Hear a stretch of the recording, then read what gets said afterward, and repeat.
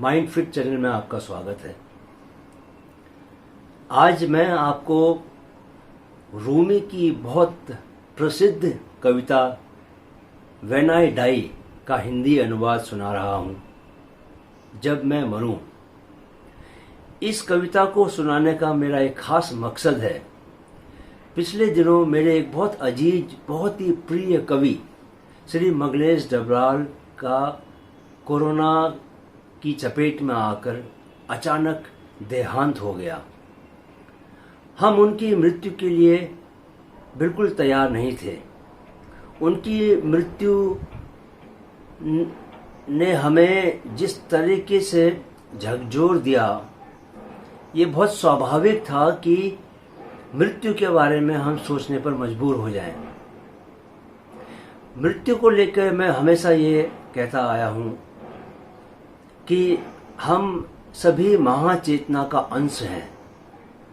हम उस महाचेतना से आए थे, हमारा जन्म उस महाचेतना से हुआ था और हम दोबारा उस महाचेतना का हिस्सा हो जाएंगे। जीवन एक ऊर्जा है।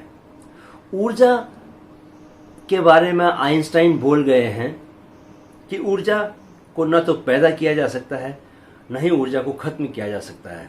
ऊर्जा सिर्फ अपना रूप बदलती है। इसलिए जीवन जो है, शरीर खत्म हो सकता है, लेकिन जो जीवन है, जो प्राण है, जो प्राण की ऊर्जा है, लाइफ इज एन एनर्जी, वो एनर्जी, वो ऊर्जा कभी खत्म नहीं हो सकती। अगर हम गीता, भगवत गीता की शरण में जाएं मृत्यु का अर्थ जानने के लिए, तो वहाँ हमें वो नैनम छिंदंती शस्त्राणि वाला हमें बात पता चलती है कि किस तरह वहाँ आत्मा को अजर अमर बताया गया है कि कोई शस्त्र उसको छेद नहीं कर सकता। आत्मा कभी मर नहीं सकती, शरीर चला जाता है। रूमी ने लेकिन इस बात को कितने खूबसूरत अंदाज में कहा है कि एक बार उस कविता को सुनने के बाद मृत्यु से भी मोह होने लगता है, मृत्यु का भय चला जाता है। मृत्यु अटल सत्य है, मृत्यु को आना ही है, लेकिन जब तक हम जीवित हैं तब तक मृत्यु का भय हमारे जीवन का हिस्सा नहीं होना चाहिए। इसलिए मैं खास तौर से आज ये कविता आप लोगों के सामने पेश कर रहा हूँ, ताकि मृत्यु हमें समझ में आए और मृत्यु का भय हमारे जीवन से खत्म हो। रूमी की कविता जब मैं मरूं।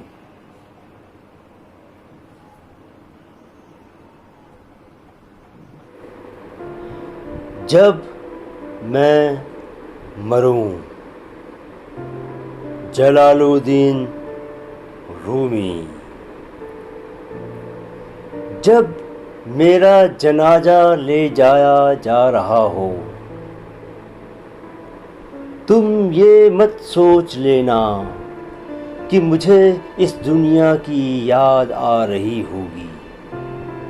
तुम आंसू मत बहाना, मातम मत बनाना, अफसोस मत करना, मैं किसी शैतान के रसातल में नहीं गिर रहा। जब तुम मेरे जनाजे को ले जाते हुए देखो, मेरे जाने पर रोना मत, मैं जा नहीं रहा, मैं कभी खत्म न होने वाले सुकून में उतर रहा हूँ।